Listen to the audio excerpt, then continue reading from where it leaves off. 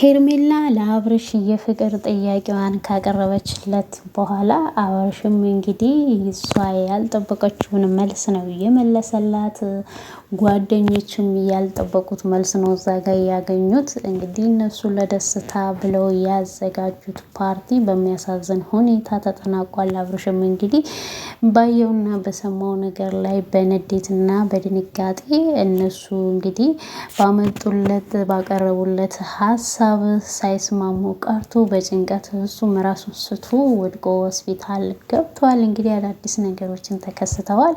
ሁሉንም ነገር እነግራችኋለሁ። እስቲ ቪዲዮ ላይ እስከ መጨረሻ ተከታተሉኝ። ሰላም ሰላም፣ ውድ የተከበራችሁ የኔ የትዕግስት ዩቲዩብ ተከታታዮች ፋሚሊዎቼ እንደምን ቆያችሁ? እንደምን ከረማችሁ? ከኔ ጋር እግዚአብሔር ይመስገን። ውድ ኢትዮጵያውያን ይህንን ቪዲዮ የምታዩ በቅንነት ላይክ፣ ሰብስክራይብ፣ ሼር እያደረጋችሁ አበረታቱኝ። ለምታበረታቱኝ ከልብ አመሰግናለሁኝ። እንግዲህ ሄርሜላ ለአብርሽ የፍቅር ጥያቄዋን ስታቀርብለት በጣም ደንግጦ እየደጋገመ ነበረ ሲጠይቃት የነበረው። ኤርሚ ከምርሽን ነው ሲላት፣ አዎ ማርያምን ከምሬን ነው። ምን ሆነሻል ዛሬ ጤነኛ አይደለሽም እንዴ እንኳን ቢላትም አዎ ከምሬን ነው እውነቴን ነው እያልኩክ ያለሁት ብላ ትመልስለታለች። አብርሽም እንግዲህ እንዴ እስካሁን ድረስ በጓደኝነት አይደለም ወይ አቅርበሽኝ አብረሽኝ እየኖርሽ ያለውም ሲላት፣ አዎ እንደዛ ነበር፣ ነገር ግን እኔ ባላሰብኩት ምክንያት አፍቅሬ ካለው እና ደግሞ ጓደኝነቱ ቀርቶ ፍቅር ውስጥ ገብቻለሁ፣ ምንም ማድረግ አልችልም እያለችው ነው እንግዲህ ለአብርሽ። አብርሽም እንግዲህ ከእሷ ላይ ፊቷን አዙሮ ለተወሰኑ ደቂቃዎች ራሱን እያዳመጠ ነው የሚታየው። እዛ ጋ በጣም ተናዷል። እሷ ግን እሱን እየነካካች አብርሽ ወድጄ አይደለም እባክህ ፍቅሬን ተቀበለኝ እያለችው ነው። ሄርሜላ እንግዲህ ውስጧ ያለውን ስሜቷን ነው እዚህ ጋር እየተናገረች ያለችው። እሱ እየሰማት ቢሆንም ለጊዜው መልስ እየመለሰላት አልነበረም። በቃ ቀን በቀን ያለው ለአንተ ያለኝ ስሜት እየጨመረ ነው። ካንተ ውጪ እንግዲህ እየኖርኩት ያለሁት ህይወት ምንም ነው። በቃ ህይወትን እየኖርኳት አይደለም። እኔ በስራዬም ደስተኛ አይደለኩም፣ በህይወቴም ደስተኛ አይደለኩም። አንተን አጥቼ ምንም አይነት ሊያስደስተኝ የሚኖር ነገር የለም። በጣም ነው የማፈቅርክ አብርሽ፣ እባክህ ፍቅሬን ተቀበለኝ ስትለው እሱም ካሰበና በኋላ ምን እያልሽ እንደሆነ ታውቆሻል ወይ ብሎ ይጠይቃታል። ሄርሜላም አዎ ታውቆኛል፣ ጭንቅላቴ ውስጥ ያለውን ነገር ስሜቴን እኮ ነው እየነገርኩክ ያለሁት። አብርሽም እንግዲህ መልሶ እየጠየቃት ነገር እዚህ ጋር ቢኖር ምንድን ነው ጓደኞቹ ያውቁ ነበረ ወይ ብሎ ነው የጠየቃት። ሄርሜላም ቀደም ብዬ ስለነገርኳቸው ነው እንጂ አያውቁም፣ እሱ በፊትም ያውቃሉ ወይ ብሎ ሲጠይቃት አይ አሁን ነው የነገርኳቸው፣ ከዚህ በፊት አያውቁም ብላ ነው እየመለሰችለት እያለው።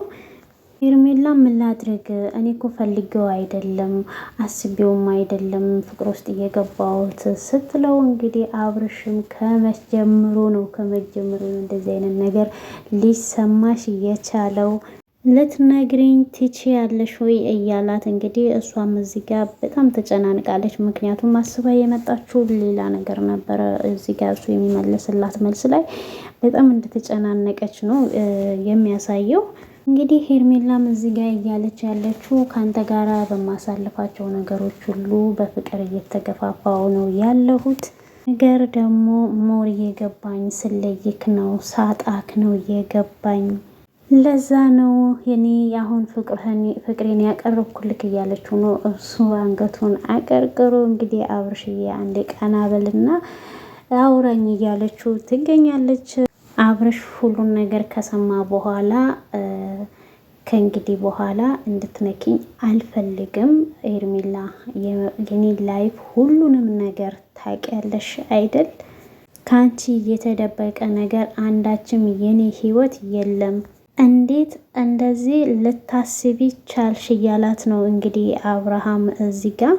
ሄርሜላም እንግዲህ እዚህ ጋር የመለሰችለት መልስ ምንድን ነው? እኔ አብርሽ ፈልጌው ተጨንቄው ወይም የሆነ ነገር አድርጌ የመጣ ስሜት አይደለም። በቃ ባሳለፍንባቸው ጊዜያቶችን አብረከኝ ስለነበርክ በጣም ብዙ ነገሮችን ስላደረክልኝ ብዙ ነገሮችን አብረን ስላሳለፍን ሳላስበው ነው ያፈቀርኩክ እንጂ አስቤው አይደለም ያፈቀርኩክ እያለችው ነው። እንግዲህ እዚህ ጋር ደጋግማ ሳላስበው ነው ያፈቀርኩክ እያለችው ነው። ያው እንግዲህ በነገራችን ላይ ፍቅር እንግዲህ አስቦ አማክሮ አይመጣም። እሷ ጋር ያለውን እውነታ ታውቃለች። እንግዲህ የእውነት ፍቅር ይዟት ነው ወይስ እልህ ነው ከባለቤቱ ጋር እየያዛት የሚለው ነገርም አለና አብርሽም እንግዲህ ትሰሚኛለሽ ወይ? ከእንግዲህ በኋላ አጠገቤ እንዳትደርሺ፣ ከምሬን ነው የምልሽ። ዳግም አጠገቤ እንድትደርሺ አልፈልግም። ደግሞም እኔና አንቺ ፈጽሞ አብረን መሆን የማንችል ሁለት የዓለማዊ ሰዎች ነን። ሄርሜላም ለምን እንደዚህ ታስባለክ? እኔ ላንተ መጥፎ ሰው ነኝ? አብርሽ ፍቀድልኝና እኔ አንዴ ብቻ የህይወትህ አጋር አድርገኝ። አብርሽ ጌታን እኔ ፍቅር እሰጥካለሁ፣ ጥሩ ሚስት ሆኜ ጥሩ ፍቅር እሰጥሃለሁ፣ ጥሩ እንክብካቤ አድርግልሃለሁ እያለችው ነው። እሱ ግን እንድትነካውም አይፈልግም። በእውነት አንገቱን አቀርቅሮ ነው እሱ እየሰማት ያለው። እዚህ ጋር ያኔ እሷ ምንም ያህል ፍላጎት ቢኖራት እሱ ግን ምንም አይነት ፍላጎት እንደሌለው ነው አብርሽ እዚህ ጋር እያሳየ ያለው። አብርሃምም እየነገርኩሽ ነው እኔና አንቺ በምንም አይነት በኩል በምንም አይነት ምክንያት አንድ ልንሆን አንችልም። ሄርሜላ እዚህ ጋር ግን አንዴ እድሉን ስጠኝ እያለችው ነው። በቃ አንድ እድል ስጠኝ፣ ቢያንስ ጊዜ ስጠኝ ስትለው ሄርሜላ ያምሻሉ እያላት ነው። እሱ ራሱ ግራ ገብቶት እውነት ያምሻል ያስብላል። እሷ ደግሞ በቃ ይሄን ቢያንስ ይሄን ስሜት ፈልጌ እንዳላመጣሁት ነው እየነገርኩህ ያለሁት ትለዋለች አብርሽን።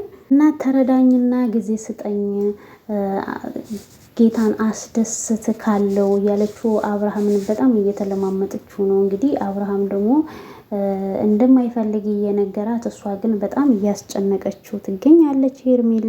አብርሽም እንግዲህ በጣም ተበሳጭቶ እንድትነኪኝ አልፈልግም፣ እያወራን ነው አይደለ? ተነጋግረን መግባባት የምንችለው በመነካካት አይደለም እያላት ነው። አብርሃምም በእኔ ህይወት ላይ ዳግም እንዳትመጪ የምሬን ነው። ሲቀጥል ደግሞ እኔና አንቺ አንድ መሆን የማንችል ሰዎች ነን። የኔን ህይወት ታውቂያለሽ፣ እያንዳንዱ ላይቬን የኔን ህይወት ሁሉንም ነገር ታውቂያለሽ። ሁሉ ነገር እያወቅሽ እንደዚህ አይነት ስሜት ሊሰማሽ አይገባም ነበር። ስለዚህ ካሁኑ ቆርጬ የምነግርሽ ነገር ቢኖር እንዳታስቢው እያላት ነው አብርሃም። ምንም አይነት መንገድ እንዳታስቢው ሄርሜላ። እንግዲህ እዚህ ጋር እንደዚህ ብሎ ከጨረሰ በኋላ አብርሽ በሁለት እጁ ራሱን ይዟል። ምክንያቱም ራሱን እንዳመመው ነው የሚያሳየው። ጓደኞቹ ደግሞ እሱ ወጥቶ ሊሄድ ሲል ይዘውት ልጅቷ አፍቅር ካለው ነው እንጂ እኮ ያለችው ሌላ ነገር አላለችውም። ስለዚህ ትክክለኛ መልስ እንድትሰጣት እንፈልጋለን ብለው እና ቤል እና ብሩኬ ይይዙታል። ስለዚህ ሁሉንም ነገር በፊትም ታውቃላችሁ አይደለም ወይ ብሎ ሲጮህባቸው እንግዲህ እዛ ጋር ውካታ ነው የተፈጠረው። ብሩኬ እንግዲህ ምንድነው ያለው? ሄርሜላ ትክክል ናት፣ ፍቅሯንም እንድትቀበል እፈልጋለሁ። ምክንያቱም እሷ የፍቅር ሰው ናት፣ ማንም ሰው ሊጠላት አይችልም። አንተ ደግሞ አሁን ያለክበት ህይወት እየተከበርክበት አይደለም፣ እየተናክበት ሁሌ የምታለቅስበት ህይወት ነው። ስለዚህ እኔ ምንም መጣ ምንም ዛሬ በቃ ከሄርሜላ ጋራ ነው መኖር ያለብክ። ፍቅርህንም መቀጠል ያለብህ ከእሷ ጋራ ነው። በአራት ነጥብ ነው የዘጋው።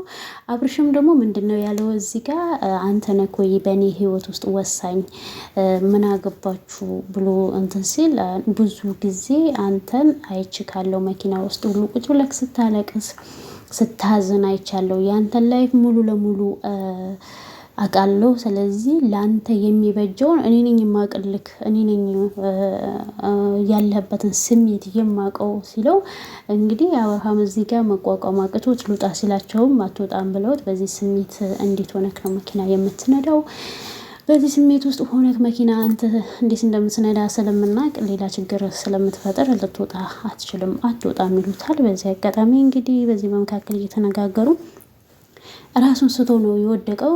ረጅም ሰዓትም ሲጠብቁት አብርሃም አልነቃም ነበረ። ወደ ሆስፒታል ይዘው ሲሄዱ እንግዲህ ሄርሜላ እያለቀሰች ለአንዴ ብቻ ንቃ፣ ለአንዴ ብቻ ወደ ራስ ተመለስ፣ አብርሽ ዳግም አንተ የማያስደስትከን ነገር አላደርግም እያለች ነበረ። የማያስደስተውን ነገርማ መጀመሪያም ሲነግርሽ ጥያቄሽን ሲመልስልሽ እንደማይሆን አውቀሽ እሱን ከማስጨናነቅ ነበር መቆጠብ ያለብሽ። እና የአብርሽ ጓደኞች በጣም ያስጠላሉ። ምክንያቱም ለጓደኛ ይሄ አይገባውም። ምክንያቱም እነሱ ተሳስተዋል። የእውነት የተሳሰቱበት ነገር ምንድን ነው? ሩታና አብርሃም መቼም ቢሆን የማይለያዩ ጥንዶች ናቸው። በመሀላቸው ልጅ አለ፣ ልጅ የሚባለው ነገር ማለት ነው። እና ወይን እነሱ ልጅ ስለሌላቸው ሊያውቁት አይችሉም ይሄንን ስሜት። እና ቢለያዩ እንኳን እነሱ የሚያገናኛቸው ልጅ አለ። እና ግን እዚህ ጋር ምንድን ነው እነሱ እያደረጉ ያሉት የሩታ